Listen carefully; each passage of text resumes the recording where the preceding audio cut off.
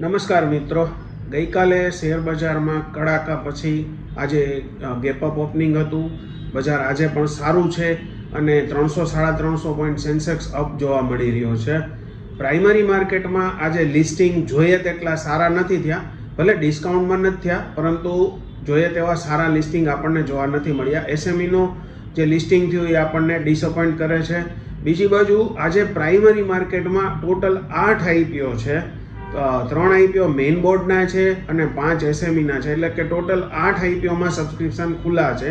એમાં ખાસ કરીને ભરવા જેવાની જો વાત કરીએ, આઈપીઓ જે છે જેમાં આપણને ખાસું રિટર્ન મળે એવી શક્યતા છે, લિસ્ટિંગ ગેઇન સારો મળે એવી શક્યતા છે, એવા આપણે આઈપીઓ કરીએ તો જો મેઇન બોર્ડના આઈપીઓ કહીએ તો સ્ટાન્ડર્ડ ગ્લાસ સારો છે.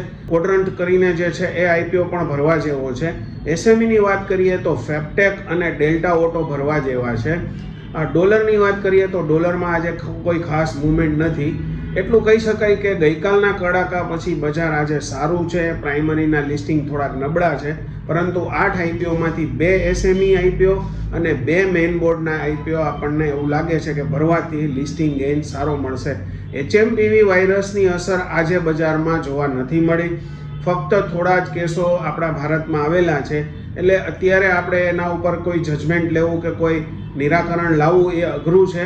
એવું કહી શકાય કે આવનારા દિવસોમાં એચએમપીવીની વાયરસની અસર બજાર ઉપર કેવી પડશે એ એકાદ વીક પછી આપણે નક્કી કરી શકીએ.